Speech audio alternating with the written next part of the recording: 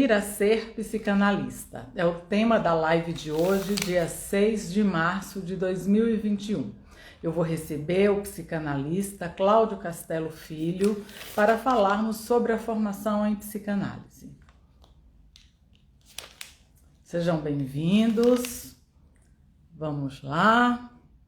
Isolda, Raquel, um abraço. Cissa, Júlia Moura, quanto tempo, um abraço. Psicolab, Melissa, a Clareira, tudo bom? Duda, não dá para ler todos os nomes, às vezes eu me atrapalho aqui, mas é uma imensa alegria tê-los aqui para gente, sim, Raquel, para a gente pensar, né, sobre a formação em psicanálise, que é um tema que a gente realmente tem que pensar sempre. Pensar, repensar. Alexandre Esteves, olá, um abraço. Meu aluno, sim, tivemos aula ontem à noite, né? Josi, Nino, Zeneide, um abraço. Vamos lá, vamos começar. Marta, bem-vinda, Marta.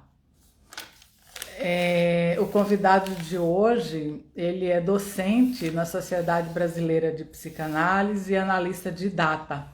E como eu estava recebendo muitas perguntas sobre a formação em psicanálise, mas também especificamente sobre análise didática, tive a ideia de convidá-lo e ele aceitou. Laura, lá de Portugal, um forte abraço, bem-vinda. A Érica, Paola, Marta, prazer é nosso também. Então nós vamos falar sobre a formação em psicanálise de um modo bem amplo, né? Uma oferta cada vez maior aí, e é super importante a gente retomar as bases deixadas por Freud e pensar nisso hoje, né? Para onde andou esse legado? Eduardo, Amanda, Jorge, Giovana, Andréia, muito bem-vindos. Gostaria de mandar um abraço especial para os alunos do curso que iniciamos hoje, de Introdução à Psicanálise. Vamos fazer um passeio por Freud, Klein, Winnicott, uma turma bem bacana, gente de Goiânia, do Rio Grande do Sul, do interior de São Paulo, aqui da capital, do Rio de Janeiro, da Paraíba. Esse é o lado bom da internet, né, no meio dessa pandemia. Eber,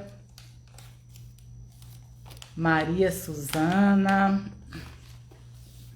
vamos lá, deixa eu ver se o convidado já chegou. Às vezes eu apanho aqui um pouco, também porque a ferramenta muda, né? Toda hora tem uma novidade.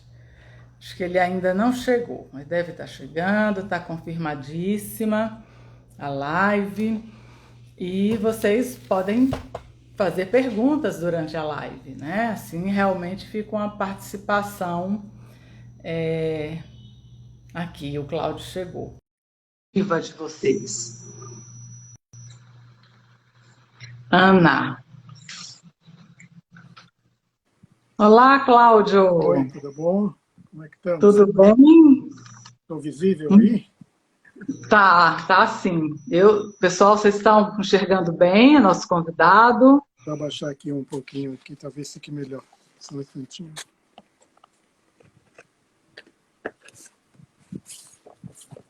Eu vou te apresentando então, Cláudio. Tá certo. Então, Cláudio Castelo Filho é psicanalista, analista de data da Sociedade Brasileira de Psicanálise, aqui de São Paulo. É seção São Paulo que chama, Cláudio? Sociedade Brasileira de Psicanálise de São Paulo.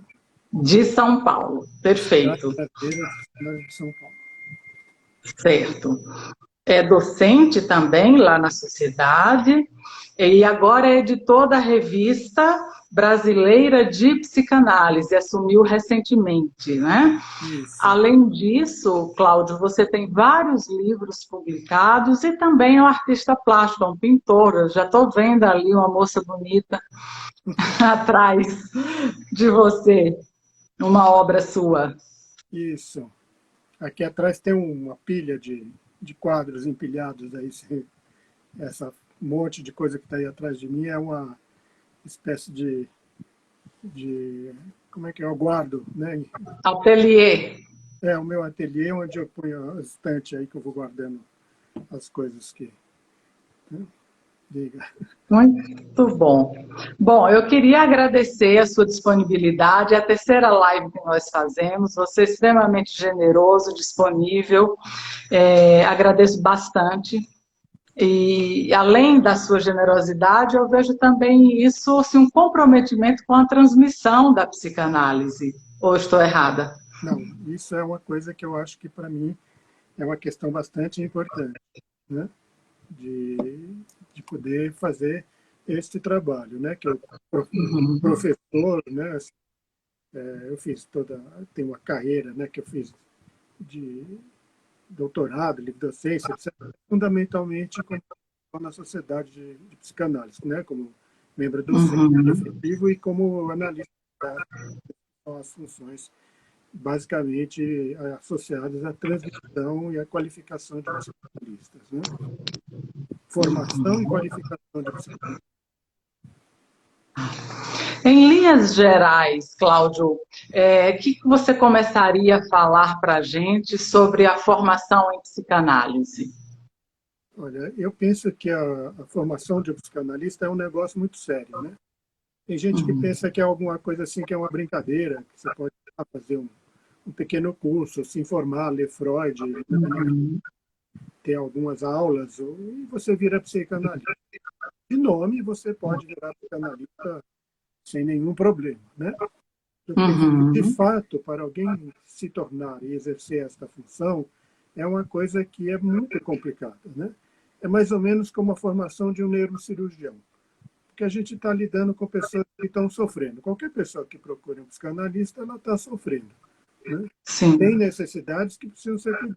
E eu penso que as pessoas, talvez, às vezes, não se deem conta de que buscar um psicanalista, buscar um psicoterapeuta é uma coisa tão séria e tão relevante quanto ela ir buscar um neurocirurgião ou qualquer cirurgião para qualquer cirurgia que seria, né, algo que pode ter consequências, né?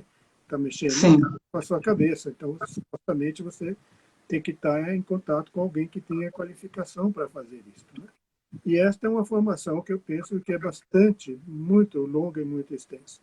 Em geral, a maior parte dos psicanalistas e fundamentalmente das pessoas que vão fazer formação como para se tornarem psicanalistas na Sociedade de Psicanálise de São Paulo, a Sociedade Brasileira de Psicanálise de São Paulo é uma instituição que está fazendo este ano 70 anos, né? E ela teve os seus inícios lá nos anos 20, né, com o Durval Marcondes, né, que trocou correspondências com Freud e começou a se interessar por isso. E lá pelos anos 40, né, e algum grupo de psicanalistas aqui foi organizando um grupo para o desenvolvimento da psicanálise há cerca de 70 anos, com a presença da doutora Koch, né, Adelaide Koch, que veio para o Brasil também para a formação, analista de dados, para a formação de analistas, fundou a Sociedade de Psicanálise. Então, ela é ligada à International Psychoanalytic Association e é uma coisa que, para poder ter, precisa ter muita consistência, né? E ela é uma instituição que eu penso que tem a maior reputação no campo aqui no Brasil e que está associada a toda a organização internacional. Então, Sim. eu me perdi aí no meio da sua pergunta, né, da questão da formação. Sim. Sim. Então, em geral, dentro da a pessoa entrar na sociedade de psicanálise, por exemplo, na sociedade, ela quase sempre teria que ter um psicólogo ou um médico, né? Por questões de ter experiência e com algumas exceções que, sendo avaliada percurso que a pessoa possa ter tido antes, a pessoa eventualmente possa pedir para passar na seleção da sociedade e ver se isso é aceito. Mas o que eu penso que é fundamental é que, para se fazer uma formação dessa, a pessoa já precisaria ter alguma experiência clínica, né? E eu penso que depois é um longo trabalho. E é um longo trabalho cuja principal faceta, né, é a análise pessoal. A análise pessoal. Cláudio, deixa eu te interromper um pouquinho. Eu não sei se para as outras pessoas, mas para mim sua voz está dando umas falhadas assim. É mesmo? Você teria um microfone, como é que fala, um fone de ouvido aí fácil, para ver se... Vou pôr, tá? E agora? Tá.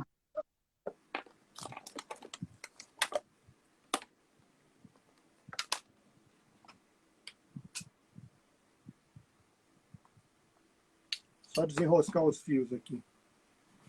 Ó, exatamente, já estão pedindo para pôr o som um pouco mais alto, tá chegando baixo para mim também. Aí vamos, acho que agora com o fone resolve. Só grudar aqui o fone.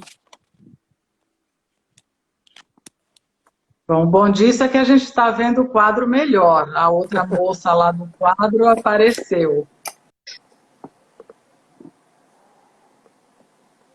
Deixa eu tentar agora.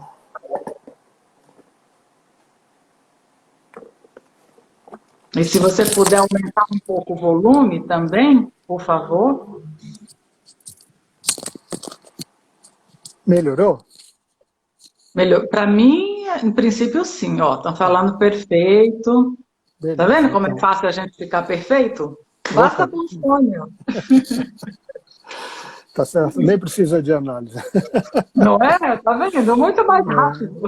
Tá certo. Como se a análise fosse algo que ajudasse alguém a se tornar perfeito, né? Quando eu penso em análise, a única coisa que serve é ajudar uma pessoa a encontrar com ela própria, né? Ela poder ajudá-la a ser ela mesma, né? Seja lá o que isto venha a ser.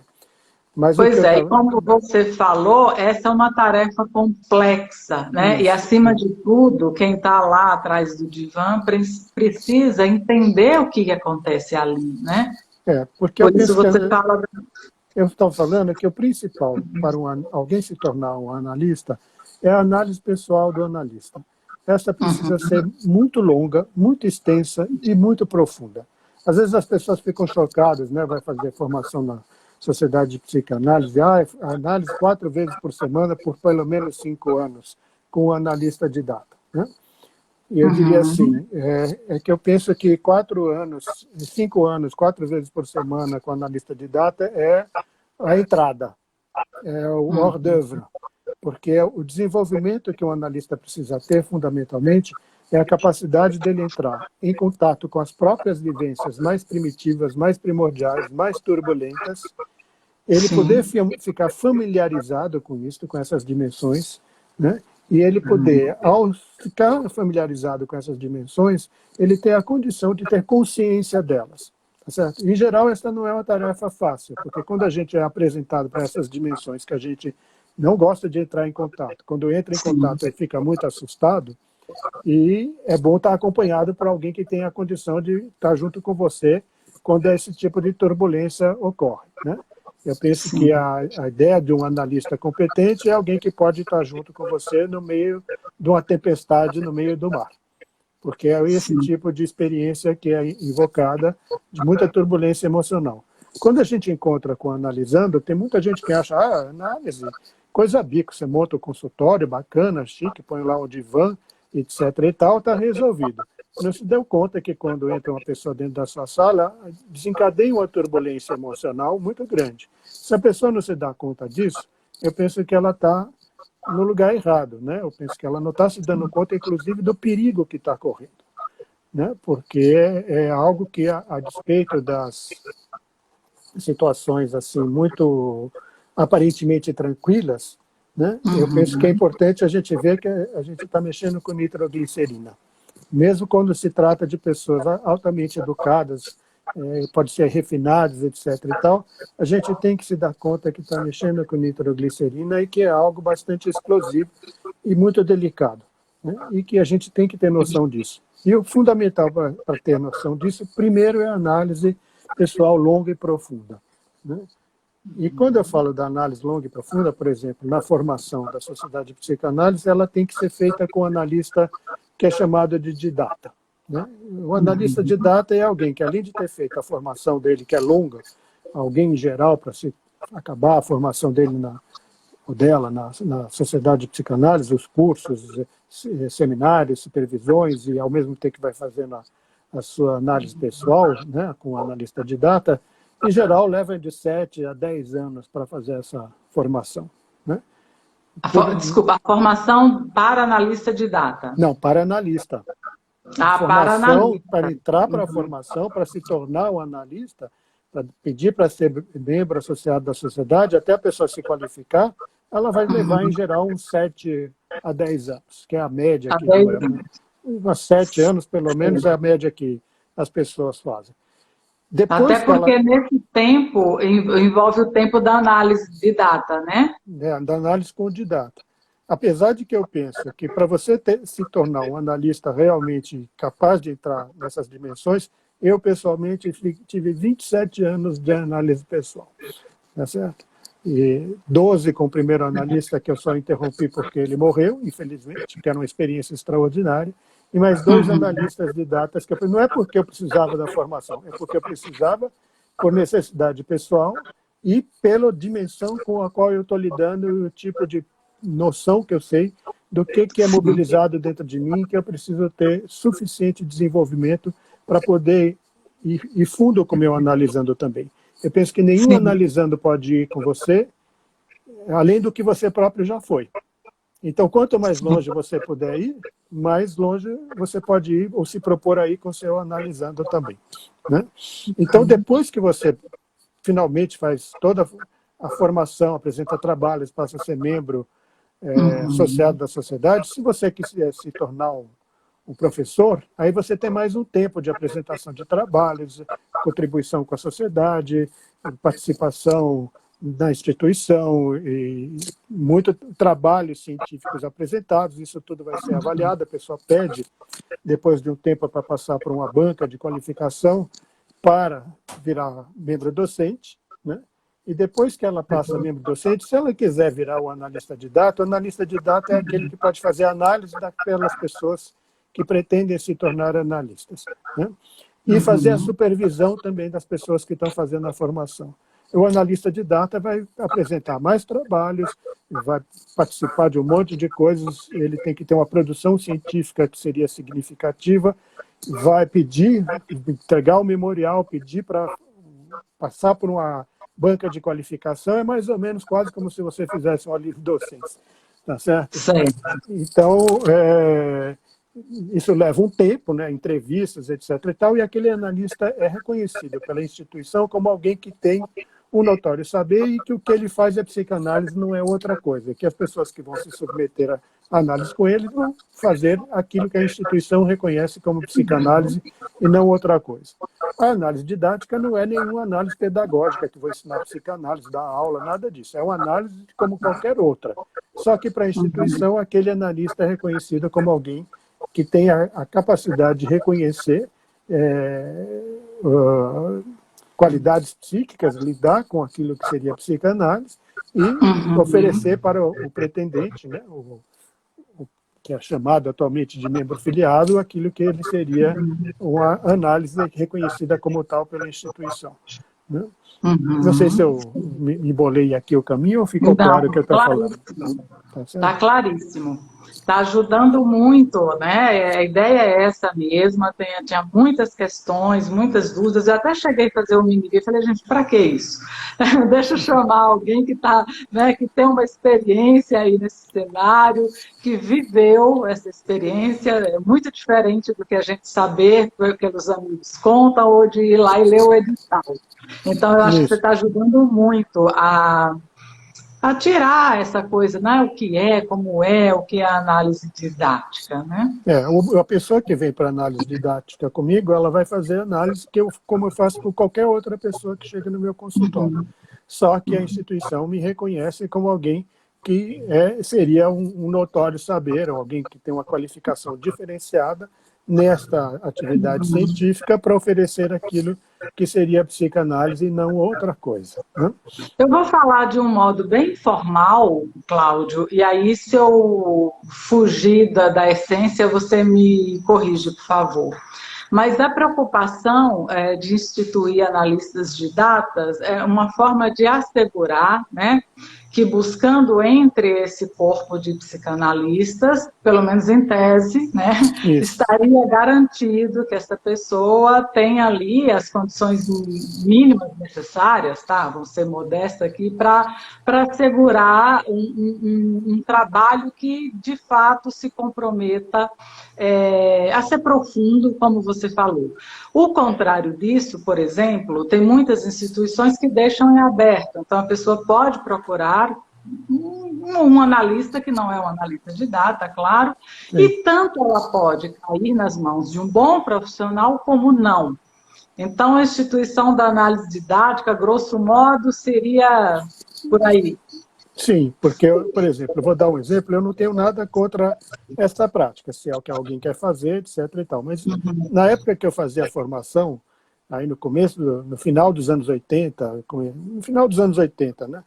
Quando eu comecei a minha formação, em 87, eu tinha uma colega que estava junto comigo e que ficou muito chateada que a instituição chamou ela e que ela havia alguma coisa, né, que ela haveria que não estaria correto naquilo que ela estava fazendo, se ela pretendia ser psicanalista, que ela estivesse trabalhando com florais de Bach, tá certo? Então, não é que ela não possa exercer essa profissão e fazer florais de Bach, mas não é psicanálise o que ela está fazendo. Então, se a pessoa, né, se ela quiser ser um psicanalista, ela teria...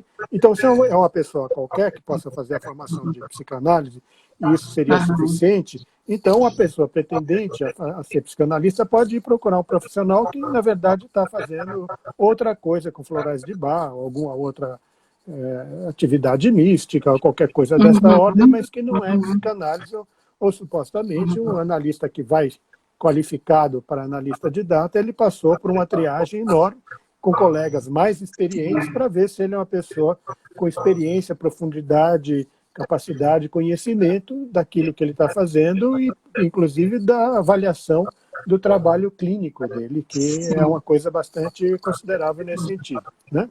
Então, em princípio, seria uma pessoa que teria o reconhecimento desse tipo de capacitação, né? Tanto para analisar, quanto ele também faz a supervisão, não dos seus próprios pacientes, mas dos pacientes de outros colegas que estão... Outros analistas de data, as supervisões oficiais feitas na instituição são feitas por analistas de data também com esta mesma ideia, eu penso, né? E eu penso que isso é significativo. Os seminários clínicos também. As aulas teóricas podem ser dadas por membros docentes efetivos. Os seminários clínicos, as supervisões e as análises didáticas só pelos analistas de data que isso pode acontecer, né?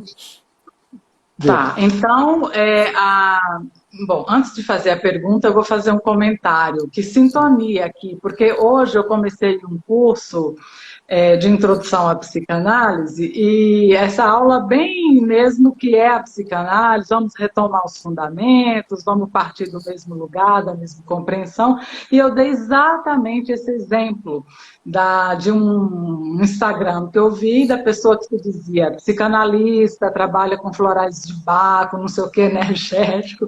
Falei, não, isso não é psicanálise, e agora você trouxe esse mesmo exemplo. Porque tem uma profusão de profissionais que se apresentam como psicanalistas, mas que pelas outras qualificações que vêm junto dessa descrição, fica muito evidente que não é psicanálise, né? Aquilo que está sendo apresentado lá. E isso parece que tem crescido, inclusive.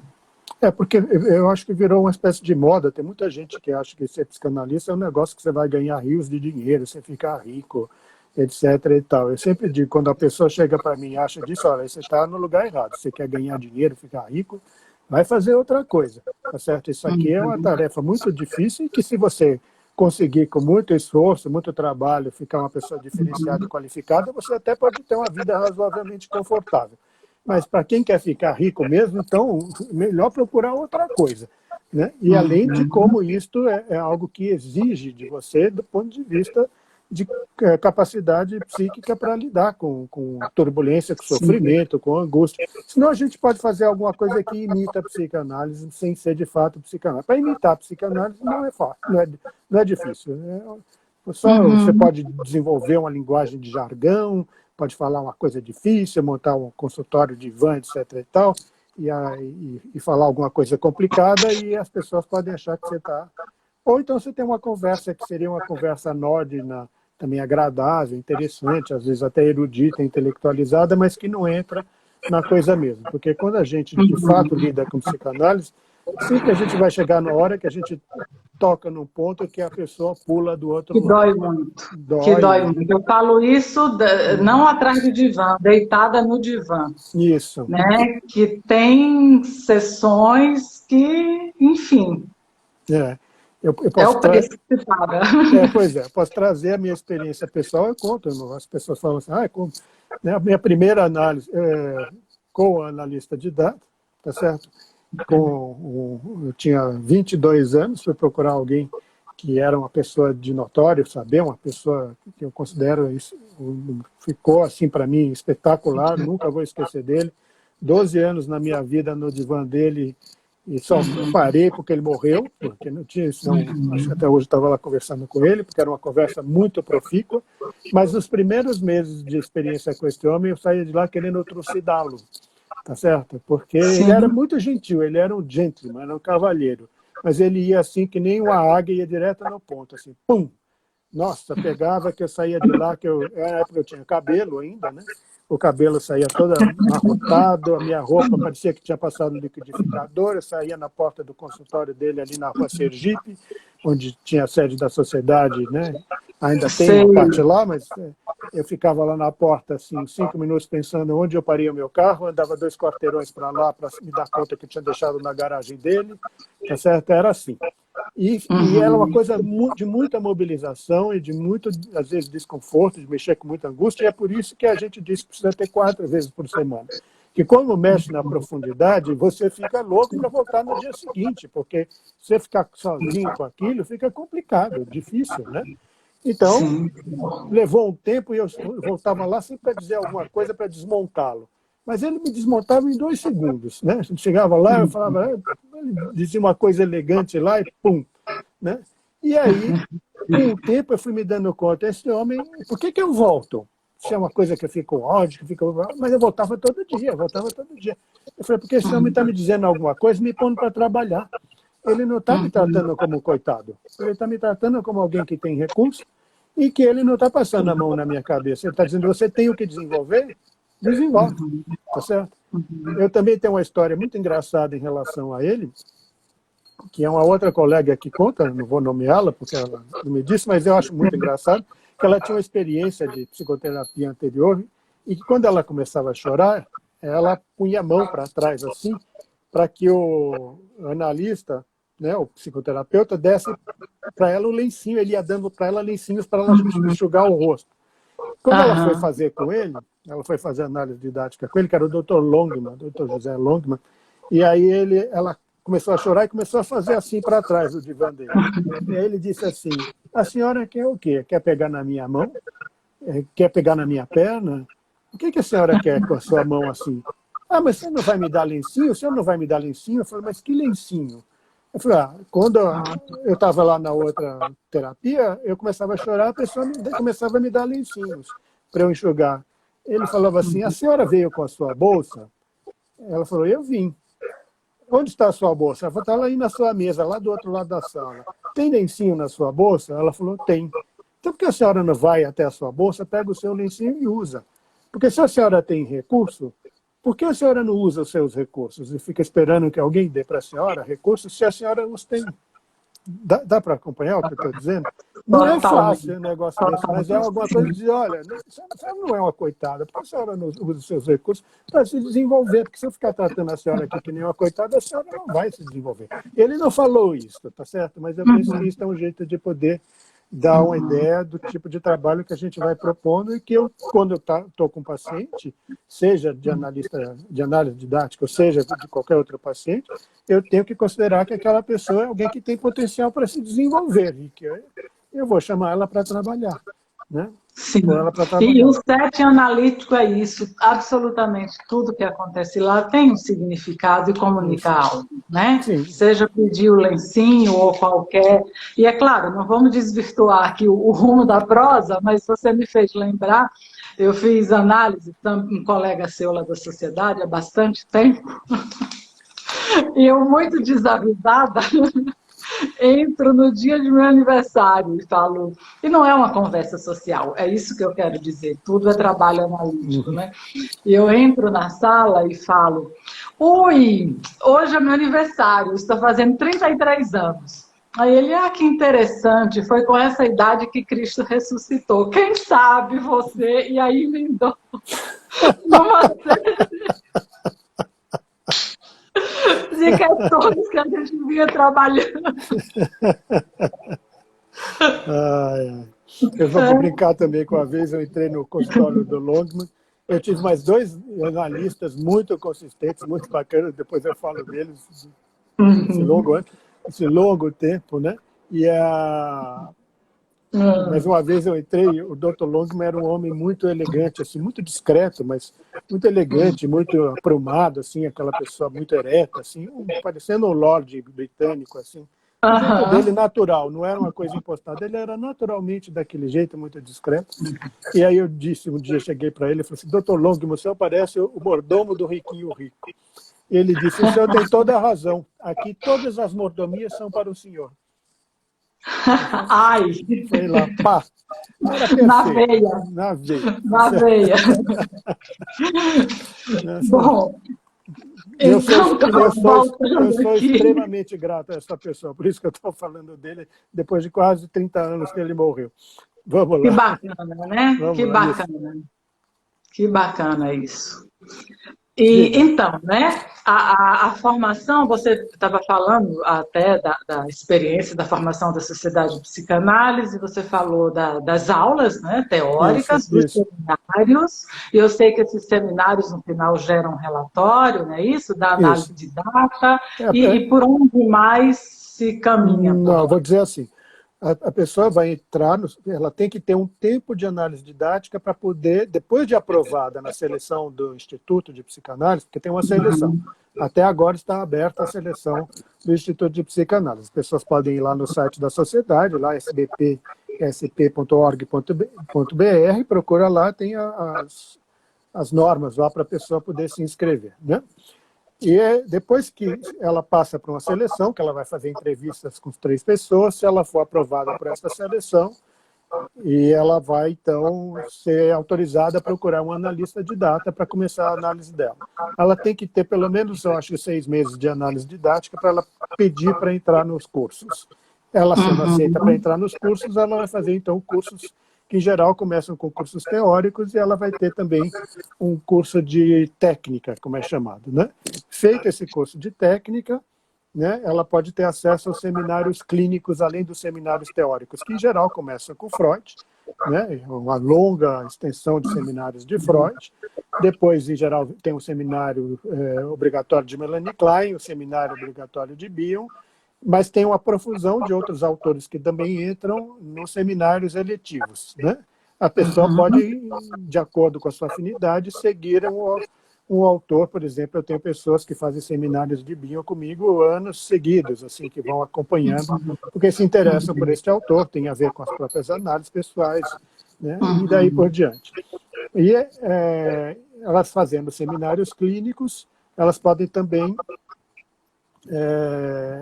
tendo feito o seminário de técnica e estando em análise didática, pedir para fazer a primeira supervisão oficial, que em geral são 80 horas, com o analista de data, que vai fazer a supervisão oficial. Dessa supervisão oficial, ela vai produzir um relatório que vai ser avaliado por uma banca, né, que vai verificar se aquele relatório está aceitável, se a pessoa está desenvolvendo psicanaliticamente, se ela atende psicanaliticamente, se ela está tendo noção teórico-clínica do que ela está fazendo.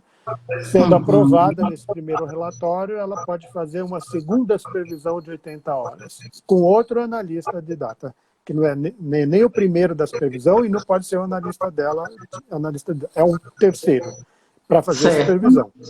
E ela vai fazer outra supervisão de 80 horas, para a qual ela vai produzir um outro relatório, que também vai passar por outra banca, avaliação, etc. e tal. Se ela for aprovada, depois desse segundo relatório, depois de ter pelo menos 5 anos de análise didática, e essas 80 horas, e cumprido todos os cursos obrigatórios e necessários, a quantidade de créditos que ela precisa ter, ela tendo sido aprovada, ela apresenta esse segundo relatório na reunião com então, o supervisor dela, para um grupo de colegas, e ela pode depois apresentar um terceiro trabalho para passar para membro associado da sociedade. Então, aí você vê que o caminho é longo para que uma pessoa, nesse ponto de vista, a gente possa considerar como um psicanalista propriamente, não alguém que faz alguma qualquer coisa, né, dentro do nosso parâmetro de qualificação, né? Certo. Então, olha, estão pedindo para explicar melhor a supervisão oficial, mas eu acho que é isso que você acabou de falar, não é? A supervisão... A pessoa vai pegar o trabalho clínico dela e vai fazer, como as pessoas fazem, supervisão com aquele analista, tá certo? E aquele analista de data, que seria essa pessoa que teria o reconhecimento da instituição como sendo alguém que tem essa capacidade, vai orientar aquela pessoa dentro do trabalho dela e chamar, como eu faço supervisão com as outras pessoas, vai me apresentar um trabalho clínico e eu vou, né, tentar ajudá-la a desenvolver o pensamento clínico dela, tá certo? Mais importante do que um caso específico, ela desenvolver um pensamento psicanalítico ali na experiência comigo, né?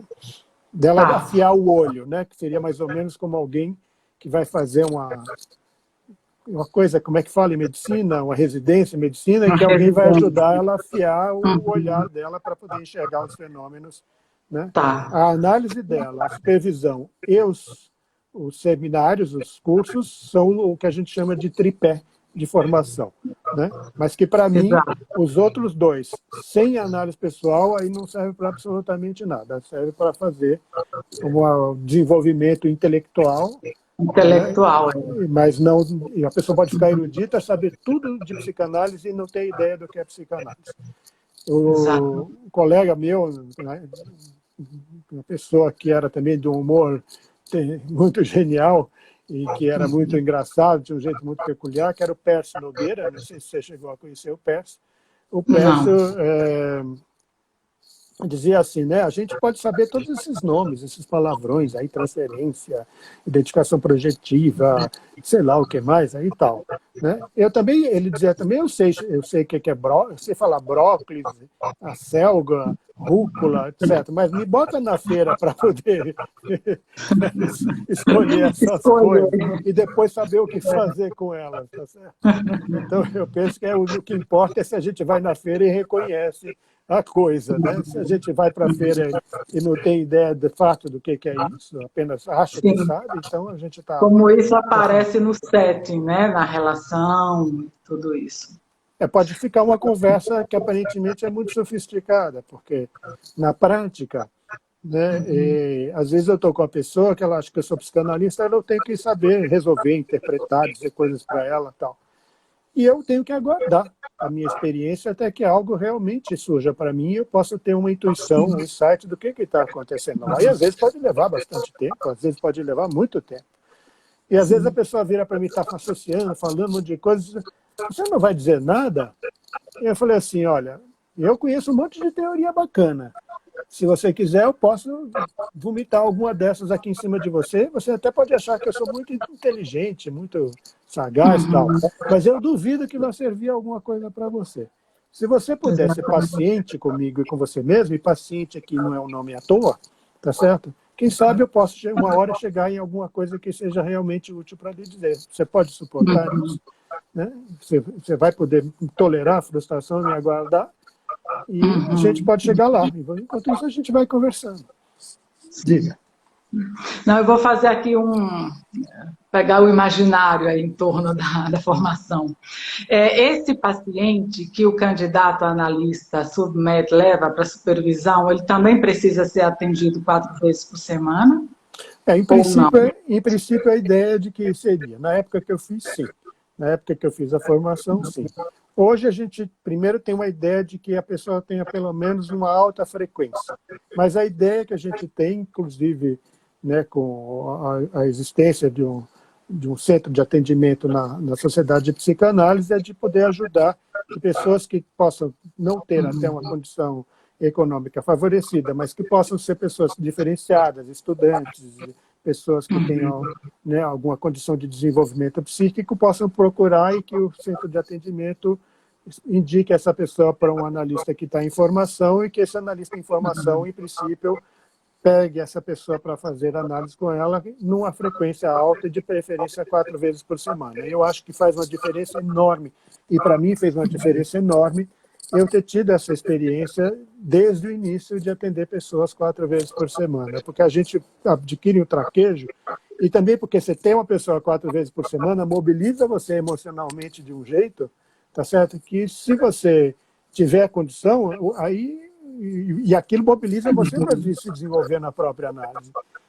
E eu penso que parte da dificuldade de assumir uma pessoa mais vezes por semana é por conta da angústia do próprio analista, de ter essa experiência. Não é que eu não tenha pessoas que venham menos vezes, não para análise didática, mas pessoas que me procuram, há pessoas que vêm menos vezes e que eu vou conversando. Mas às vezes acontece que a pessoa vem meio assustada com essa história e tal. Quando ela começa a fazer, ela começa a pedir para aumentar. Tá certo? Ela vai aumentando a frequência em função da própria necessidade e do proveito que ela sente que vai tendo com aquela experiência com você. Às vezes é meio tumultuada no começo, a pessoa fica angustiada, mas depois ela fala, opa, isso aí me abre perspectivas que eu não sabia que podia ter, né? Comigo mesmo, para começar. Sim, sim. Então, e se o paciente desiste, o paciente desse candidato desiste? Desiste, para, interrompe, enfim, né? É por isso que eu penso que eu, quando faço as minhas supervisões, não fico muito grudado. Se desiste, eu diria assim que a gente pode ver, até às vezes a pessoa pode ter desistido no meio do caminho, não quer dizer que a análise precise ser bem sucedida, o que tem que ser uma análise bem sucedida, mas que a gente possa ver que a pessoa, o analista, tenha tido um olhar psicanalítico para aquilo. Porque às vezes a gente se depara com pessoas, alguma coisa acontece na vida que ela pode não vir mais, tem que mudar, perder o emprego, ou ela não quer mesmo propriamente, né? Mas isso não quer dizer que não houve alguma coisa aí. Tá certo? Há pessoas que também, da minha própria experiência pessoal, de repente dizem, eu não quero mais isto. Ou às vezes interrompe, volta 2 anos depois, né? Volta anos depois, né? Ou coisas assim. Então, não é esse o meu interesse. Que no meio dos atendimentos dela, ela possa pegar algo desse trabalho e desenvolver um relatório. Mas ela vai ficar comigo às 80 horas fazendo supervisão. Mesmo que alguém possa ter interrompido, ela vai continuar fazendo as 80 horas. Ela vai ter 80 horas de supervisão. A ideia, em geral, é que ela pegue um caso no meio disso e ela desenvolva um relatório e que a gente, obviamente, tenta proteger o anonimato dessa pessoa de todas as formas possíveis. Sim. É uma coisa que eu me preocupo e me incomodo muito quando as pessoas não cuidam do anonimato do paciente. Eu quando estou fazendo a supervisão de alguém, eu não quero saber profissão, não quero saber onde mora, não quero saber nada dessas coisas, por isso não interessa. Porque, para mim, o que interessa é a dinâmica a que acontece na sessão, entre analista e analisando. Né? E o principal, para mim, não são as histórias. No tipo de análise que eu faço, não é o histórico da pessoa, que é o mais importante, o passado vai explicar, mas o que eu observo na experiência direta entre mim e o paciente, que eu acho que é o mais relevante de tudo. Né? Não que as histórias da pessoa ela não possa contar, mas o que vai melhor me informar sobre aquela pessoa é o que eu vejo na experiência que ela está tendo comigo e como ela funciona ali na minha frente, né? Diga. Certo. Olha, aqui a Michelle está perguntando se essas supervisões são individuais ou em grupo. Individuais. Os seminários clínicos na sociedade são em grupos de 8 colegas, tá certo? Que se reúne a cada 8 seminários, vai um por vez, apresenta um material clínico e que isto vai, né? Mas a supervisão oficial é individual, é só aquela pessoa com aquele analista específico, né? Tá. E uma vez cumprida essa etapa, essa longa e sólida etapa, né, essa porta de entrada de 5, 7 anos em torno disso, a questão não é precisar aqui a duração, mas só para dar uma ideia, essa pessoa passa de candidato a membro efetivo, é isso? Não. Ela passa. O nome antigamente era candidato, mas hoje virou aqui na Sociedade de São Paulo membro filiado. Nas outras sociedades associadas à IPA, da International Psychoanalytic Association, que nós temos aqui no Brasil, a primeira foi a Sociedade de São Paulo, e da Sociedade de São Paulo outras foram surgindo, Porto Alegre, Rio de Janeiro, Ribeirão Preto, né, Fortaleza, Recife, etc. Tá certo?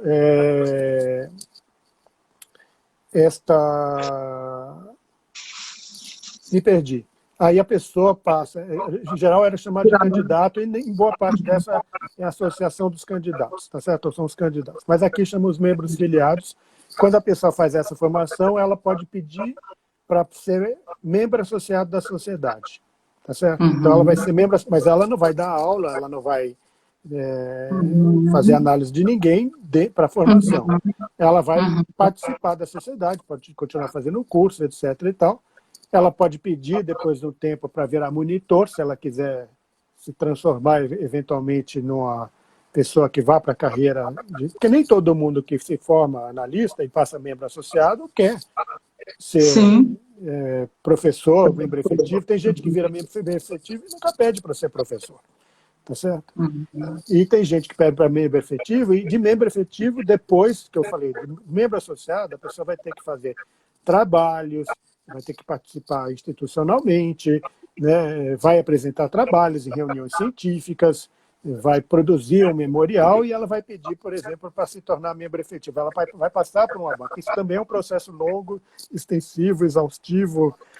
8 pessoas vão examinar aquele memorial e o currículo daquela pessoa. Se ela é aprovada, ela passa a membro efetivo, aí ela pode pedir para ser docente. Tá certo? E se ela tem um tempo de docência com tantas aulas, número de anos de aula, etc. e tal, apresenta mais trabalhos, desenvolve o currículo dela, desenvolve um outro memorial, ela pode pedir depois dos anos, se ela quiser ir neste caminho, pretender ser analista de data. Então ela vai passar por outra comissão longa, extensa, exaustiva, etc. e tal, e sendo qualificada, em princípio, aquele analista é reconhecido pela instituição. Então é um longo caminho, não é um negócio assim, né? Você vai ver aí que vai ter um caminho longo para a pessoa virar um analista de dados. Supostamente deveria ser assim, com os rigores de um balé Bolshoi, né, para alguém virar a primeira bailarina, o primeiro bailarino do balé Bolshoi, tá certo? Então tem um esforço enorme, né, nesse sentido, e que o talento da pessoa seja reconhecido nesta área também, né? Diga. Sim. Quer dizer, é um desenvolvimento que se dá por meio de muito trabalho, né? Tanto da parte intelectual, didática, como a análise pessoal. Porque, né?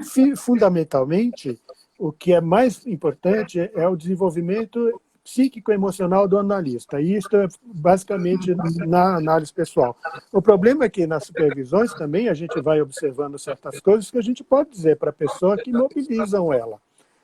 Só que a gente não tem a condição, como analista, de interpretar certas questões. E então é bom que ela esteja com a analista de data junto com ela, que na hora que ela se sente mobilizada pelo supervisor, que pode apontar certas dificuldades no trabalho dela e que tem a ver com limitações de desenvolvimento pessoal dela, ela tem um analista para quem ela pode recorrer, porque às vezes as supervisões também podem ser muito angustiantes e mobilizar bastante turbulência. Sim, Então, sim. a pessoa tendo acompanhada do analista, isso é muito útil para que ela possa expandir aquilo que o analista supervisor pode apontar para ela e ela sentir como sendo uma limitação no desenvolvimento psíquico emocional dela.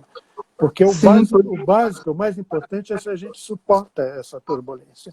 E aí a gente pode, como se diz, a teoria na prática é outra. Se você vai ter na experiência real, você começa a se dar conta da coisa teórica, mas é de um outro jeito. Tá certo? Você reconhece de uma outra maneira. Né? Uma coisa é você decorar livro de receita, outra coisa é você saber fazer a cozinha mesmo. Né? Diga. Exatamente. Por isso que a gente retoma os textos, né? Independente de quanto tempo tem, volta e meia, vai lá. Estuda para o resto da vida. Eu continuo estudando direto, sem parar. Grupos de estudos com colegas. Além de quando eu estou dando aula, eu estou estudando. Eu tenho que ler tudo de novo. Eu tenho que reler, tenho que rever, estudar, eu preparar. acho que é quando mais a gente estuda, na verdade, né? Preparando as aulas. E é muito interessante, eu gosto muito, quando os alunos, ou pessoas que a gente está trabalhando, eles levantam coisas que a gente nunca pensou. Tá certo? A gente lê um texto há 30 anos e, de repente, né, alguém levanta um negócio e fala, pô, nunca pensei nisso. Eu recentemente tenho um aluno que eu gosto muito, muito bacana, ele era muito quietinho nos meus seminários. Né? Uma pessoa muito experiente e tal. E, depois de muito quietinho, um dia eu estava lendo seminários do Bion aqui no Brasil, e um texto que eu conhecia, já tinha lido muitas vezes, aí o colega fez uma observação, né? Mas isso aqui e tal, e eu falei assim, eu disse para ele, mas você tem nos dado muito prejuízo, vocês têm nos prejudicado imensamente, porque há 30 anos eu leio esse negócio, eu nunca me dei conta disso que você está falando. Então você ficar quieto aqui, você está nos causando danos. Por favor. Fale mais. Abra sua boca e colabore conosco aqui, porque isso aqui me abriu uma perspectiva que eu nunca tinha tido antes. Eu vi que alguém aqui perguntou no meu negócio, 4 vezes por semana, durante o tempo, não gera dependência?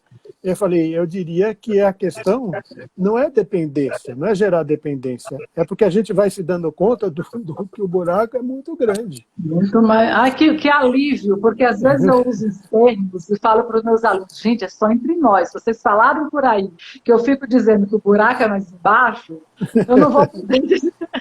Tá certo? É isso aí. E que a gente vai poder se sentir, depender para poder independer. Tá certo? Que é uma coisa que as pessoas ficam muito angustiadas. Não é que a pessoa fica à minha mercê, é uma criancinha que está na minha mão.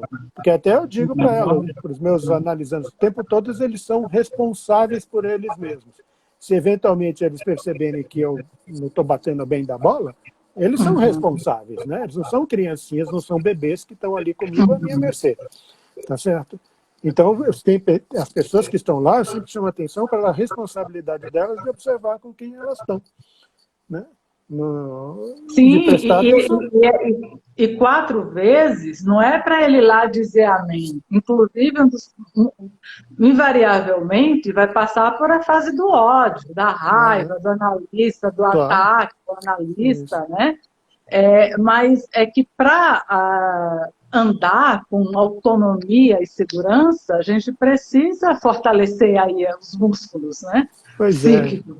Agora, eu penso que chega um ponto, às vezes, que a análise se desenvolve, que a conversa, a pessoa não vem porque ela tem um problema, esse ou aquele, ela sente que a conversa vai expandindo. A conversa é alguma coisa que sempre abre para uma dimensão que você nunca pensou antes, e você, como isso é um tipo de conversa que você não encontra em nenhum lugar, ela se torna extremamente preciosa.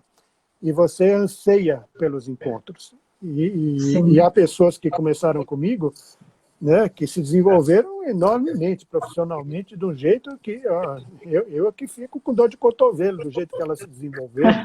Né, gente que frequenta, né, personalidades, mundo afora, etc. e tal, e que se desenvolveram, mas que elas continuam achando que vale a pena vir conversar comigo.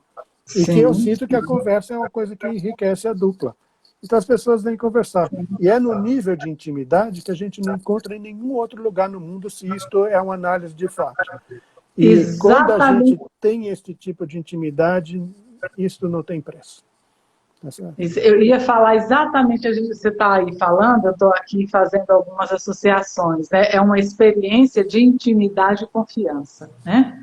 Uma confiança que você sente que você pode se jogar ali, que você não vai se esborrachar, que vai ter alguém ali que não vai, quer dizer, vai doer, a queda dói, mas é para levantar depois, né? Sim, mas é que eu penso que não precisa ser só uma coisa de dor. É porque às vezes eu vejo pessoas que têm Sim, muita dificuldade de suportar o prazer. Porque o prazer e a satisfação e o contentamento também são coisas que podem gerar muita angústia e muita turbulência. Primeiro que se uma sim, pessoa se desenvolve, ela vai ter que enfrentar a inveja de quem está em volta. E a maior inveja que uma pessoa experimenta quando ela tem, não é dela se desenvolver do ponto de vista material. Quando a pessoa passa a enxergar qualidades psíquicas e tem intimidade consigo mesma e poder aproveitar da dimensão psíquica, isto mobiliza muita hostilidade por parte das pessoas que possam não ter alcance, mesmo que elas não saibam disso. Por isso que eu penso que parte do ataque à análise é por conta dessa questão do alcance de qualidades psíquicas. Não quer dizer que a pessoa ficou rica de dinheiro, não precisa ter nada a ver com isso. E a outra questão é que para você também experimentar prazer e para você poder ir e ver com profundidade, você tem que aguentar intensidades emocionais que são muito grandes. As pessoas dizem, eu gostaria de encontrar um grande amor. Quando encontra, sai correndo. Porque encontrar um grande amor implica em você ter a condição de pensar na vigência de intensos sentimentos. E eu penso que a sim. análise ajuda a pessoa, as pessoas veem, eu vou deixar de sentir, não vou sentir mais angústia. Não. Quanto mais desenvolvida é uma pessoa, maior a capacidade dela para poder assimilar, tolerar e digerir intensas experiências emocionais, seja de prazer, de angústia, de adversidade, de medo, mas que ela consiga permanecer com alguma capacidade de pensar para poder enxergar a realidade Sim. de uma forma mais adequada, né? E não se paralise, né? Por exemplo, as pessoas que entram aí numa depressão profunda, né? E não saem daquele lugar, por exemplo. Mais ou menos eu diria que a gente vai se desenvolvendo para estar no meio de uma batalha e continuar pensando enquanto as bombas caem. Perfeito, exatamente. O Cláudio, a Amanda está pedindo para você falar sobre análise condensada, que são realizadas com candidatos que não moram aqui na cidade de São Paulo. Isso. É um jeito que às vezes tem pessoas que vêm assim de cidades do Oeste Paulista, às vezes vêm do Triângulo Mineiro, às vezes vêm de Curitiba, etc. E tal. As pessoas vêm para fazer análise com analista aqui em São Paulo. Agora isso está mais restrito, porque as pessoas, né, dessa questão da pandemia, né, mas eu diria que as pessoas se deslocam. E elas têm o trabalho nas cidades dela. Então, a prática da gente atender 2 sessões num dia, 2 sessões no dia seguinte, condensando a análise para que a pessoa possa voltar para a sua cidade e fazer o seu trabalho lá. Então, ela chega aqui domingo de noite ou segunda cedo de manhã. É preferível que a pessoa faça durante a semana, separando os dias durante a semana, porque, em princípio, haveria a ideia que ela pudesse ir processando, digerindo a experiência de uma sessão analítica Sim, para outra. Mas, não sendo possível, né? Bom, faz-se o que é possível, né? Que seria sim, sim. essa prática da análise condensada, né? Que é isso. Agora, uma curiosidade minha, e que talvez seja de algumas pessoas, alguns colegas que estão conosco aqui. Como é que a bomba do isolamento social, ou seja, dos atendimentos mediados pela tecnologia, caíram lá na Sociedade de Psicanálise? Olha, a bomba caiu que as pessoas tiveram que se adaptar. Eu penso que não é a mesma coisa que você ter uma experiência presencial. Mas a gente está se virando e desenvolveu condição de lidar com isso, né? Porque a gente perde certas questões. 2 pessoas fechadas dentro de uma sala mobiliza certas dimensões primitivas de persecutoriedade, de medo, inclusive pelo perigo real que você pode estar com a outra pessoa dentro da sala. Tá certo? Eu já atendi pessoas que eu falei assim, como é que eu consigo interromper isso aqui, que essa pessoa saia vivo daqui, tá certo? Então é alguma coisa assim que eu... Nossa, eu estou com uma gata aqui do lado gritando, espero que não atrapalhe. Não, não. Tá certo? Então ela... Da e aí experiência que tem está essa numa sala. que tem a ver com o jeito que a pessoa anda, o jeito que ela deita no divã, tá certo? O perfume que tem, às vezes a pessoa chega toda aciada, banhada, perfumada, fica algum cheiro na sala que é significativo, tá certo? A quantidade de perfume que uma pessoa usa, tá certo? Você está dentro do seu consultório fechado com outro paciente, você já sabe que a pessoa chegou porque o perfume do lado de fora do corredor do prédio já entrou na sala. Então, são questões que fazem uma diferença muito grande quando a pessoa entra pela sala, o jeito que ela caminha, se ela olha para você, não olha para você, e que agora a gente ficou bastante prejudicado quanto a essas dimensões. Mas não está impedindo que eu acho que eu desenvolvi, a gente acaba desenvolvendo a capacidade intuitiva para captar também fenômenos dessa ordem. Mas eu sinto que assim que eu puder voltar para os meus atendimentos preferencialmente presenciais, que eles pudessem ser, porque tem pessoas, inclusive, que não podem vir, porque são pessoas que têm questões de saúde mais sérias, etc. E eu também já tenho os meus cabelos brancos aqui. Então, podendo, eu acho que faz a diferença. Mas está dando, a gente conseguiu se virar, e eu penso que, surpreendentemente, bem melhor do que eu imaginei, né? Que a parte mais interessante é de não ter que fazer uma parada, né, abrupta, como seria. Né? Não, e eu fiquei surpreendido pela possibilidade da gente, mesmo através de uma tela, captar, intuir emocionalmente, experimentar, ser mobilizado intensamente. E eu vou priorizar, basicamente, também algo que é do campo comum entre mim e o paciente, a despeito da mediação da tela. Tá certo? Aquilo que eu vou observando da experiência comum que se estabelece entre nós.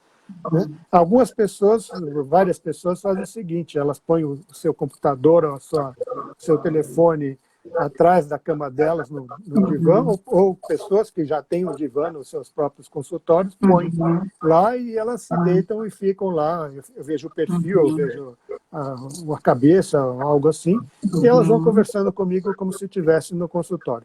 Outras pessoas preferem olhar para mim, né, conversar comigo, e a gente vai se desenvolvendo com recursos para lidar com isso, porque parte da questão do analista é desenvolver a pessoa para lidar com a diversidade na vida.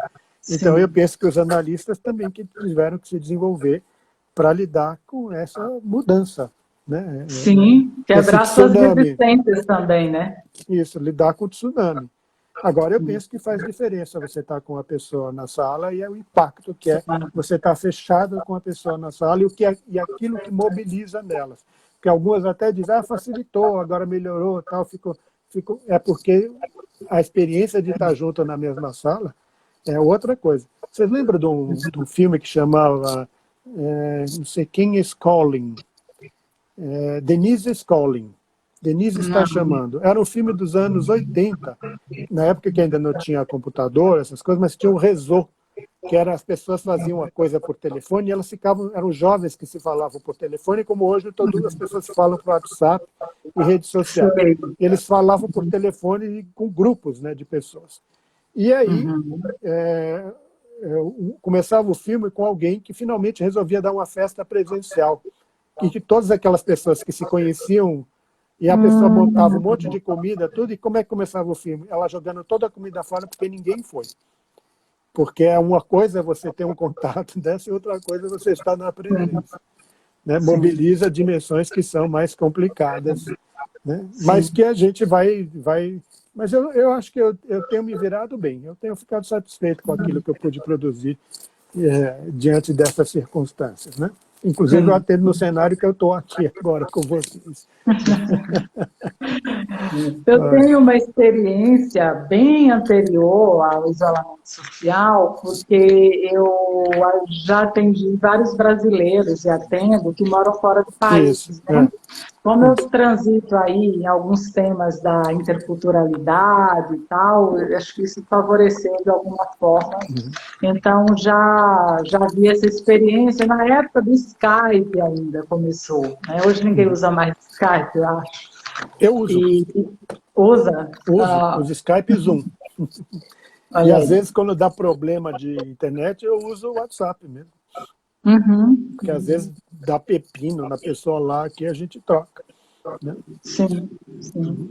E se você mora na região da Avenida Paulista, como hoje 2 vezes faltou energia aqui, e aí não tem internet. É onde eu estou. Pois é. Mas não faltou para mim, Que no infelizmente centro não de São faltou para mim. Paulo é comum faltar. Esse ano acho que já faltou mais de 10 vezes energia.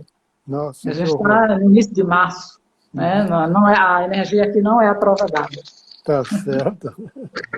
no protesto, né? Então isso Isso, aí é uma interferência, né? Algo a mais que você tem isso. que lidar. Uhum. Enfim, eu anotei algumas questões. Uma coisa bem importante que eu acho, Cláudio, e aí eu estou pensando de uma forma mais ampla, no pessoal que está saindo da faculdade de psicologia, principalmente, teve seu primeiro contato com a psicanálise e quer psicanálise, e eu tenho percebido que entre essas pessoas tem aquelas que vão muito assim, que curso eu faço para sair psicanalista? E não é bem por aí, a gente sabe, né? E aí tem variados cursos, propostas sérias, responsáveis, mas Sim, e outras que estão bem sim. distantes da psicanálise, apesar de serem intitulados formação em psicanálise. Eu já vi coisas do tipo, é o pacote completo, está tudo incluído no curso, tantas horas de aula, 80 sessões de análise. Oi? Tá certo. Quando a esmola é grande, o santo desconfia. Já diz, né? Se o preço está muito baixo, começa, Uhum, né? É que nem essa coisa que aparece, aí aplica o seu dinheiro, vai render tanto, uma rapidez uhum, enorme, e quase sempre é golpe, né? Quase sempre é golpe mesmo, né? Não tem milagre, né? Que se sim, faz, né? Então eu penso que se a pessoa quiser isso, existem os analistas, colegas, etc. e tal, que nem eu comecei, quando eu comecei a sair da faculdade, eu fui fazer grupos de estudos com analistas da Sociedade de Psicanálise, né? Havia vários, porque quando eu falei com o Pércio, eu fui fazer grupo de estudos com o Pércio, que dava Melanie Klein, né? Que tinha muitos grupos de estudos, né? E inclusive depois nos próprios grupos de estudos eu conheci muitas pessoas que depois se tornaram colegas meus e que hoje também são analistas de data, mas que a gente começou lá junto, fazendo aqueles grupos de estudos que tinha no Pércio e outros colegas. Eu me lembrei do Jamil Signorini, que também eu fiz curso com ele logo depois que eu saí da faculdade, depois virou um grande amigo, a gente estudava muito junto, é uma pessoa que eu lamento muito a perda dele, né, que era uma pessoa muito querida. Então a gente vai fazendo essas coisas e a gente vai se desenvolvendo para se sim, aproximar, né? Como eu sim. tinha uma análise pessoal já bastante longa com o analista que era de data, eu fui, né, é, pedir para fazer a formação. Eu fui cedo, né, digamos assim. Sim, Mas eu mas em tinha função já dessa longa análise com analista de data, né? e Eu dos, tenho dos grupos de estudos que eu fazia e dos atendimentos que eu fui fazer, porque eu também fui atrás de ter clínica, sim, tá certo? Eu fui atrás, na época eu fazia convênios, fazia não sei o que mais, eu queria ter uma clínica, porque eu penso que era um dos sim, requisitos importantes para você buscar uma formação na sociedade de psicanálise, é você ter alguma clínica, tá uma certo? Você ter experiência, né? Então experiência você já clínica. está começou a responder a pergunta que eu vou fazer, mas mesmo assim eu vou Hum, fazer porque eu acho que tem mais aspectos, né? Eu tenho defendido muito, exatamente, não entre em nenhum curso, eu nem estou falando da Sociedade de Psicanálise, um outro curso robusto, sério, que em São Paulo tem alguns, por eu falo de São Paulo, porque a gente está aqui, mas certamente não é só aqui, propostas também sérias e tal, como mas que sedes, não. né? Exatamente, Como era sedes, isso que né? eu fiquei aqui sem saber se citava ou não, como Pode Sede citar. Sapiens, Isso. que é um excelente curso de formação em psicanálise e tal, mas eu acho que nem os SEDES, nem a Sociedade de Psicanálise é essa porta de entrada. Para chegar nesses cursos, você tem que ter pequenos cursos, duração média, Que eu breve, vi, grupo de estudo, que eu vi supervisão. e a própria Sociedade de Psicanálise oferece vários cursos dessa ordem para o público Uhum, externo. Eu mesmo já dei uhum, vários cursos de introdução ao pensamento de Bion. A pessoa pode ir no site da Sociedade de Psicanálise, pessoas que não estão, uhum. e ir se Sim, familiarizando com os profissionais que estão lá, porque no site da Sociedade há muitos cursos. Hoje eles estão todos online, mas em geral eram nos auditórios da Sergipe ou da Cardoso de Mello, da Sociedade, que são oferecidos esses cursos. Eu vi que alguém perguntou para mim o que é grupo de estudos. Grupo de estudos são pessoas que, por exemplo, se organizam, ligam para mim e perguntam: você tem grupo de estudos sobre determinado autor? Em geral, eu dou um grupo de estudos sobre Bion. e as pessoas se organizam lá, pelo menos um número de 8 pessoas, e eu marco um horário no meu consultório. Atualmente eu tenho 2 grupos de estudos, né? Até virou, por conta dessa coisa online, tem gente no grupo de estudos de sábado que é assim, de Maringá, Londrina, Jales, Aham, Recife, sim. Goiânia, está todo mundo junto num negócio que não era possível, né? De quarta-feira, no dia de Alguma sábado coisa também. boa tem que ter no meio É, disso tudo, né, é, Cláudio? a gente perde o calor humano, o contato. Outro dia eu falava de Aham. uma colega da André, que organiza lá em Campinas, ela falou, faz falta o bolo da André, os pães de queijo, o café e os nossos encontros de almoço de fim de ano. Então as pessoas se organizam, me chamam e eu dou esses seminários. Outras pessoas dão seminários de grupos de estudo de Freud, de Melanie Klein, e o Winnicott, né, dos grandes autores da teoria psicanalítica. Então, eu penso que as pessoas podem ir atrás de colegas Sim, renomados e sérios, reconhecidos, para fazer esses grupos de estudos, né? E alguns sim. já estão em andamento, se tem vaga, a pessoa entra no grupo de estudo. Então, uma das coisas que Uhum. eu penso que pode ser útil no currículo dela depois é o tempo de grupo de estudos que ela tem e com o profissional qualificado que possa ter, né? Sim, sim. Sem dúvida, quer dizer, mas é a coisa de não ir nessa ilusão de que quero entrar logo, até porque não vai sair logo. E aí não sai nunca. A formação é perene, né? Isso, e a ideia de que vou entrar logo, que aí eu vou ter paciente, vou me encher de paciente, eu estou na sociedade, é ilusão, tá É certo? ilusão. Você está É. com essa ideia de que vai lá porque você vai encher a burra de paciente, vai usar esse Uhum. título. Não é assim. Se você for uma pessoa que tenha qualificação, competência, etc. e tal, isso pode surgir, tá certo? Mas não é essa ideia de que eu vou ficar rico, quer ficar rico, vai fazer outra coisa, tá Não é uma certo? ação de marketing, né? Não, Falando não. português claro, não é uma ação de marketing, não é uma Não. placa que você vai botar no Isso. consultório como uma empresa, Inclusive, né? porque Do essa dia a pessoa dia. a pessoa pode ter o marketing, a pessoa começa um trabalho e vê que ali não tem substância, vai embora, né? Uhum. Não fica. Sim, Tá certo? sim. Porque É, tem que ser alguma coisa que a pessoa possa sentir que tenha consistência. Né? sem dúvida, sem dúvida. Deixa eu olhar aqui. Sim, então a pergunta era isso, né? Claro, já falamos um pouco sobre, mas mais diretamente, qual é o momento de se procurar se candidatar a candidato à Sociedade de Psicanálise? Olha, eu não sei dizer assim, cada um é que vai saber, né? A pessoa pode se Uhum, candidatar em qualquer momento. Agora, se ela vai ser aprovada ou não, não sei. Ela vai ter que se submeter ao processo de seleção. Mas eu diria que uhum, alguma experiência clínica ela podia ter, experiência de ser uhum, analisada, dela já ter uma análise pessoal, uhum, né, de supervisões e dela ter uma prática clínica, e de ter participado de seminários, de cursos, de outros cursos que ela uhum. possa ter feito, né? E Sim, eu acho que é uma coisa relevante que vai ser observada, sim, né, qual a consistência que ela tem na pretensão dela, né, para não chegar sim. a alguma pessoa que está tão crua que possa também ficar uma coisa descompensada. Mas, em geral, não precisa ser um negócio que demore a eternidade. A pessoa pode ter. Ó, né? Eu comecei muito cedo, por exemplo. Né? Eu comecei Uhum. muito jovem, mas eu tinha todo esse trajeto. Né? Além desses 5 anos de análise pessoal, eu tinha uma análise de criança também, né? Que a gente Sim, quem vai procurar essa área porque já não bate muito bem da cabeça, né? Ninguém quer. ou A não. gente, não, Como eu acho, todos os outros, talvez só tenha consciência que tem é, essa comunicação não, interna. eu acho que é mais grave aqueles que não que acham que não. Eu acho que é mais Sim, que grave não aquela precisa, pessoa né? não que acham que ao ser sou psicanalista os perturbados são os outros, tá certo? Eu penso que o problema sério não é você ser louco, é você não saber que é.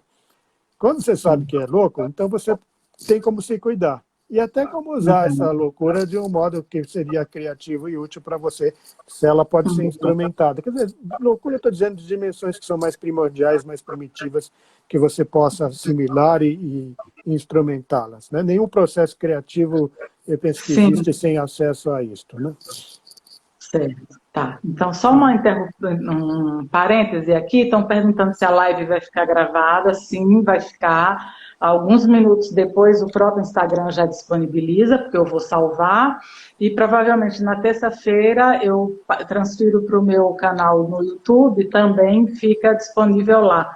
Você sabe que eu comecei aqui a página, acho que essa parte você já sabe, no início da pandemia, porque eu falei, bom, nesse isolamento que a gente precisa não se isolar, mas é pensar juntos e discutir, fui chamando os colegas e professores, e a coisa foi indo. E aí, já na primeira live, que foi com o Renato Nezan, e aí começaram a me ligar, a própria mulher dele, os amigos do Renato não sabem o que é esse negócio de Instagram, não. Estão perguntando. Você não vai colocar no YouTube. Aí eu fui abrir o canal lá para transferir, porque tem pessoas... E até pelo conforto de poder ver na televisão, essas coisas todas, né? Então, depois daqui, alguns dias depois, vai lá para o YouTube. Bom, você assumiu recentemente, Cláudio, você é editor da Revista Brasileira de Psicanálise. Se você puder falar um pouco, e aí eu já vou começar fazendo uma pergunta. Você tem liberdade, mas eu vou direcionar. Ela é aberta a qualquer psicanalista que queira submeter um texto, ou é uma atividade interna, uma publicação interna da sociedade? Não, ela é aberta, né? Ela é um órgão, não é da Sociedade de São Paulo, ela é da Federação Brasileira de Psicanálise, né? O editor costuma, a praxe editada daqui de São Paulo, indicada pela presidência da Sociedade de São Paulo, né? Então, eu estou começando essa atividade e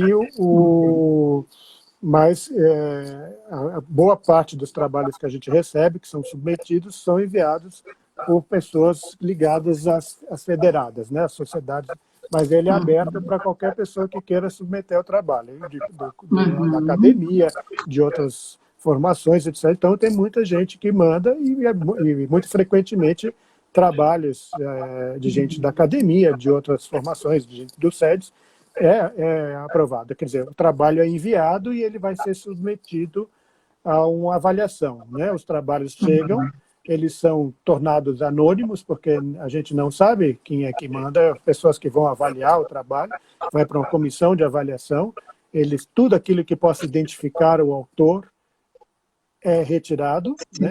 A secretaria da revista torna o trabalho anônimo, manda para uma comissão, a comissão manda para pareceristas que também recebem aquele trabalho anônimo. Se é, por exemplo, de gente daqui de São Paulo, o trabalho é enviado para gente de fora de São Paulo, para não haver esse problema de alguém ter apresentado o trabalho aqui e as pessoas, para ser uma coisa totalmente imparcial. Então, o trabalho vai ser avaliado pela qualidade do trabalho, pela relevância e originalidade que ele possa ter, né? E a pertinência dentro da temática da revista de psicanálise, né? Não é um trabalho que vai publicar, não é uma revista que vai publicar qualquer coisa, ela vai publicar algo associado à psicanálise, e agora a gente está focando basicamente na questão na clínica, na prática clínica, na escrita da clínica e problemáticas da clínica, né? E problemáticas da escrita da clínica é onde a gente está focando na atual editoria, né? Então, esses trabalhos vão passar por todo esse processo. Eu só vou saber de quem é o trabalho para mandar dizer, né?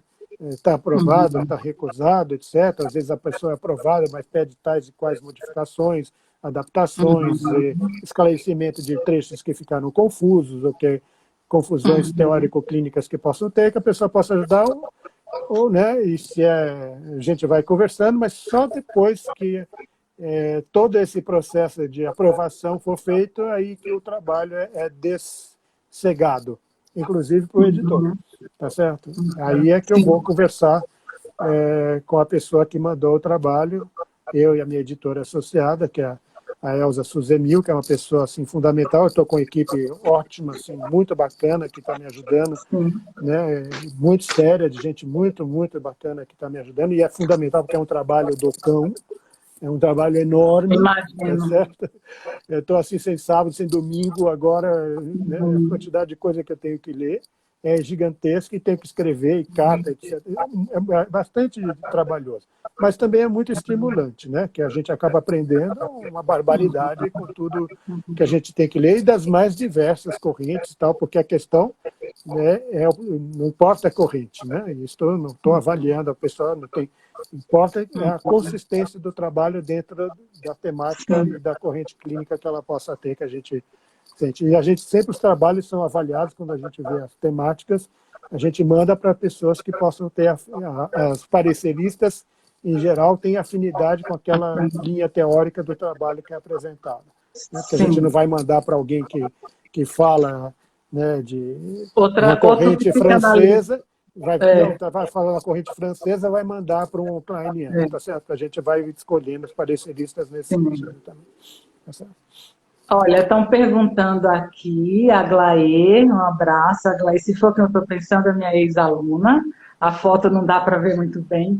A revista é online, qual é o acesso à revista? RBP, Revista Brasileira, você põe no Google, Revista Brasileira de Psicanálise, tá certo? Tem o site da revista, tá certo? RBP. Ela é por assinatura, não é? Você recebe, é impressa, não é essa? Tem impressa e tem online também, tá certo? Agora a gente, como é que fala, já tem algum tempo que ela foi... como é que é o nome dessa coisa aqui? Informatizada. Não só informatizada, mas ela está indexada, tá certo? Então ela também tem a versão online, pode ser vendidos eventuais trabalhos online, mas a pessoa pode procurar na rbp.org.br.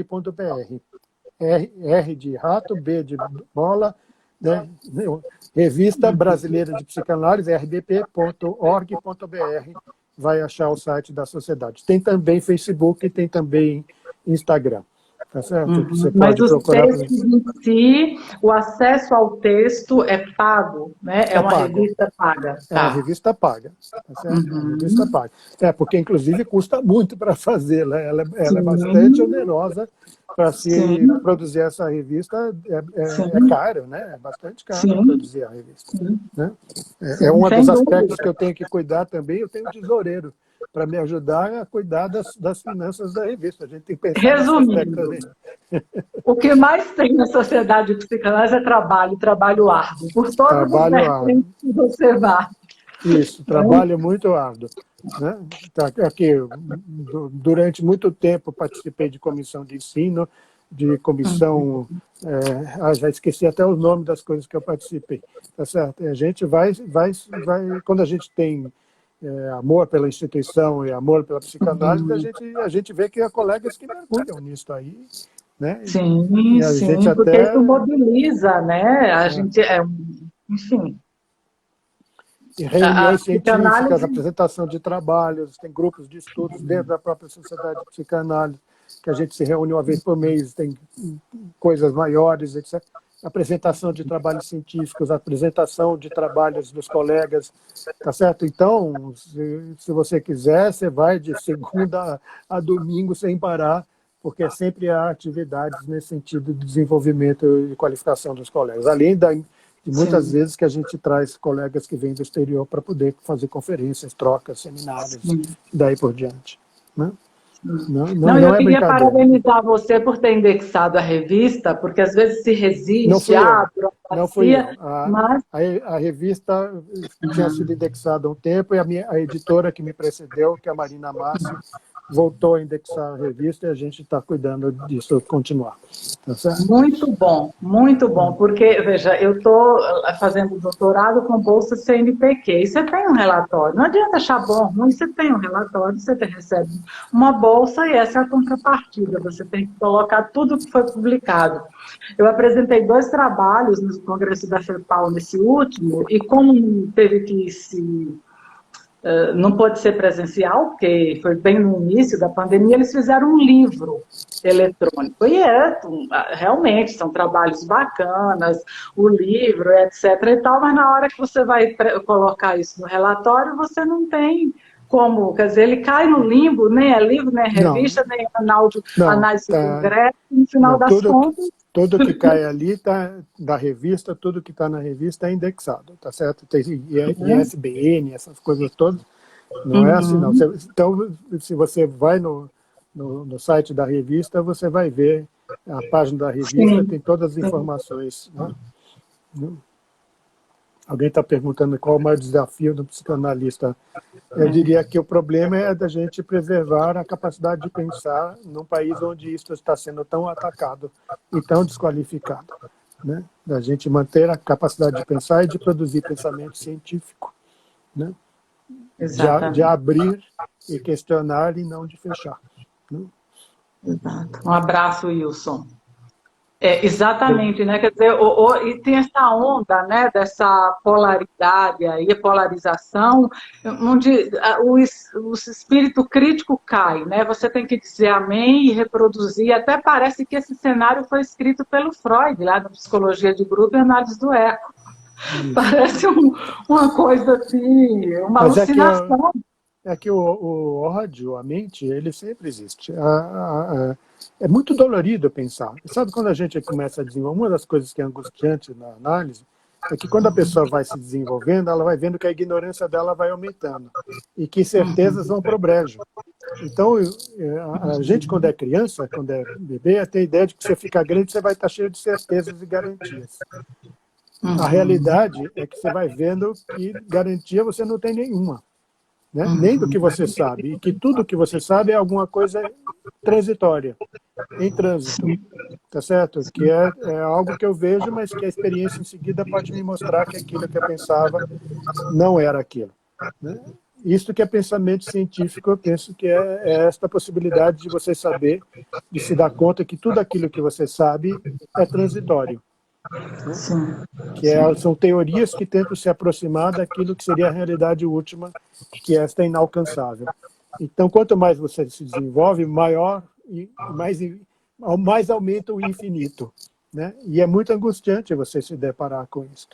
A tendência é a gente querer se agarrar a alguma coisa que seja fixo, resolvida, que dá direção, você faz assim, vai dar certo, você está salvo, você vai para o paraíso e daí por diante. Se a gente vai para um caminho que é oposto, em que a gente se vê com os recursos humanos diante das coisas que sempre vão ser desafios que se apresentam para a gente, as pessoas ficam muito assustadas e angustiadas. Em contrapartida, se você é capaz de ir tolerando esse tipo de angústia, você pode se manter pensando e até tendo uma noção mais clara da realidade para não cair de ingênuo nas situações, né? Sim, sim. E mesmo essa tentativa de se agarrar a certezas a algo conhecido, que aparentemente aplaca esse sofrimento, eu acho que no fundo ele só aumenta, né, o sofrimento, porque você Sim, se agarra em algo que sim. é frágil, Mas nem todo mundo aguenta. Então, eu penso que mesmo em análise, eu também vou, dependendo da pessoa, ela vai ficar comigo até onde ela tolera a experiência. Tá certo? Uhum, uhum, Eu nunca vou para derrubar um sistema de funcionamento de uma pessoa, porque eu penso que neurose, psicose, essas coisas são modos de sobrevivência de uma pessoa. sim, Tá sim, certo? E que ela pode abrir mão na medida que ela sinta que ela desenvolveu outro recurso ali uhum, comigo. Então, eu tenho um colega que disse, que eu nunca me esqueci dele, desse modelo dele, que eu acho ótimo, que ele fala assim: ninguém precisou fazer campanha contra a máquina de escrever. Tá certo? Se eu não distorço ele, quem falava isso era o Cecil Rez, né? Então, o Cecil dizia: ninguém precisou fazer campanha contra a máquina de escrever. Se desenvolve um outro recurso, é que ele se torna obsoleto. Agora, não é que é máquina de escrever. O problema é que, quando a gente fala neurose, psicose, são modos de se proteger, de tentar sobreviver psiquicamente, que podem ter sido muito úteis quando a pessoa era um bebê ou por aí, mas que depois, se ela permanece usando, pode virar um problema. E é o outro modelo que eu uso, que eu sempre uso, é que eu diria, a armadura era um instrumento extremamente sofisticado para uma pessoa ir para a guerra. Só gente muito rica, nobre, etc., que dispunha de armadura. As pessoas sem recursos iam do jeito que iam e morriam lá no começo. Mas a armadura, tá certo? Se você, elas tinham suas encrencas também que não costuma se contar, porque a pessoa ficava da armadura, ela tinha que fazer as suas necessidades dentro da armadura, defecar, urinar, tudo dentro daquilo, uhum. e às vezes ia apodrecendo a própria pele da pessoa em função daquela caldo de bactéria que ia fazendo ali dentro. Devia ser um negócio terrível, um cavaleiro da cruzada, né? Mas De qualquer jeito, eu diria que se uma pessoa vai para a guerra hoje de armadura, ela não dura muito tempo. Assim como os castelos fortes, eles eram coisas importantes para a proteção, né?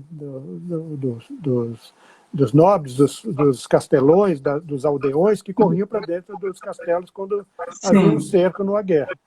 Mas depois que inventou a pólvora, não servia mais. A pessoa tem que adaptar os recursos para lidar com as adversidades, com as coisas que vão evoluindo na vida.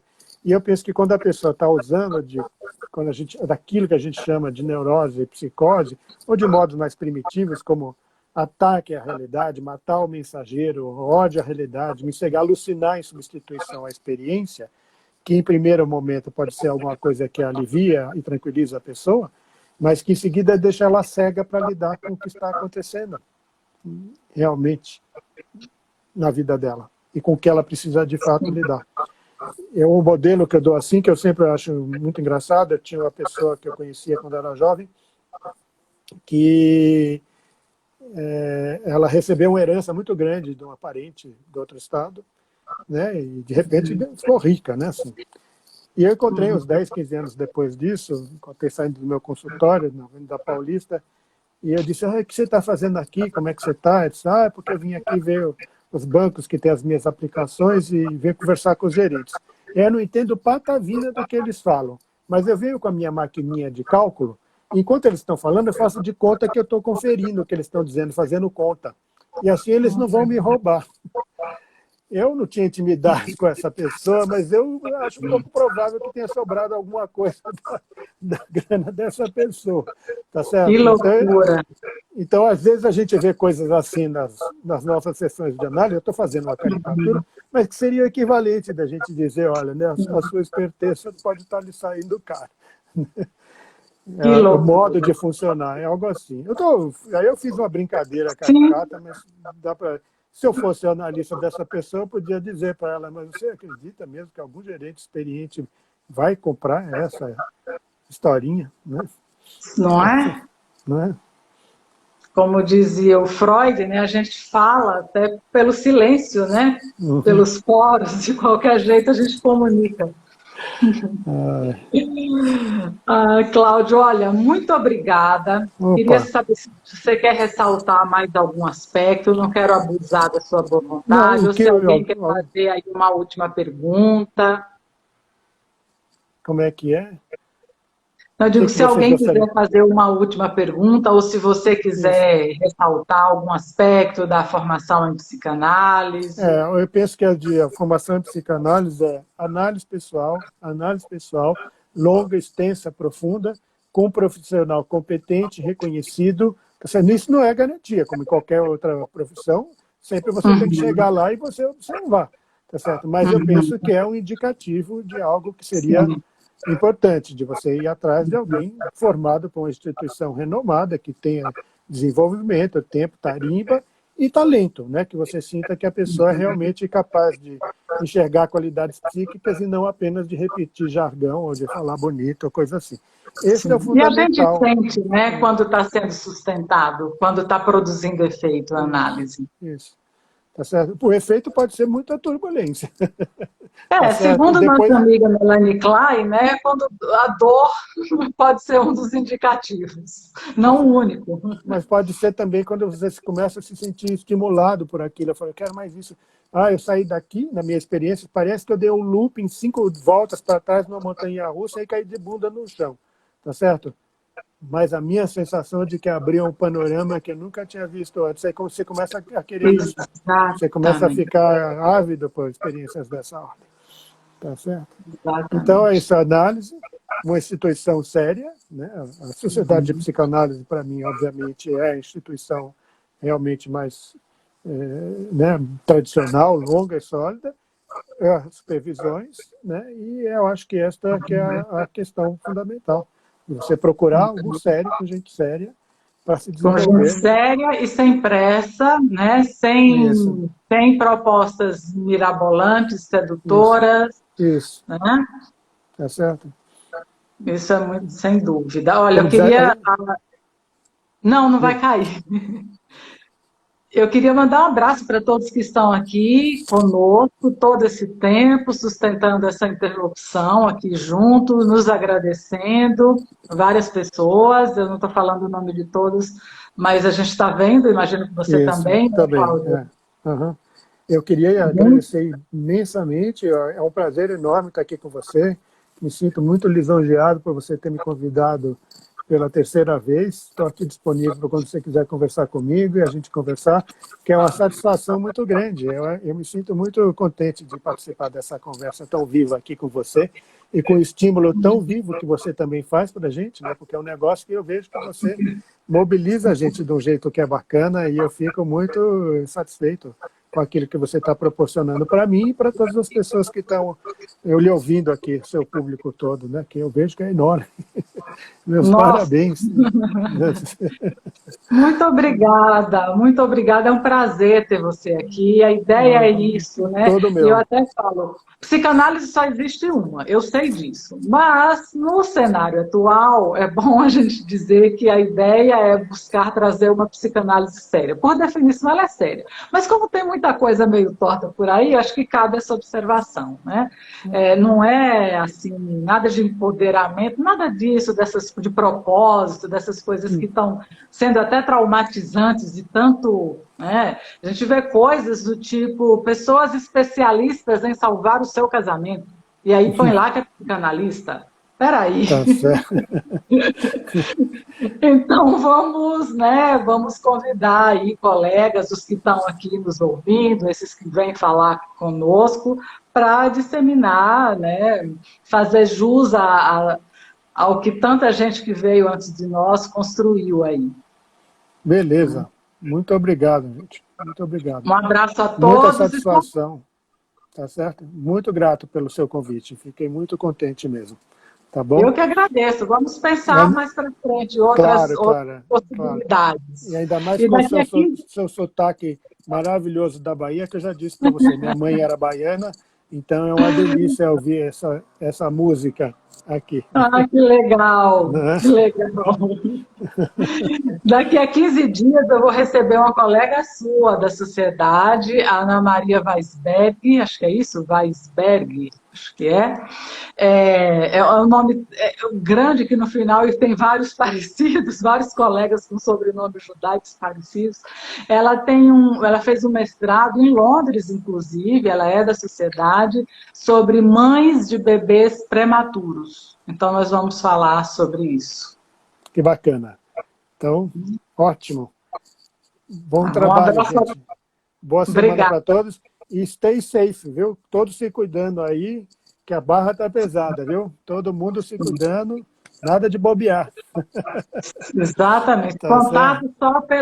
só mediado pela tecnologia. Ou 2 máscaras na cara e de longe. Exatamente. Um Tchau, abraço, tchau. cara. Tchau, obrigado. Um abraço a todos. Obrigada. Tchau, Jorge. Tchau, tudo de bom. Obrigada.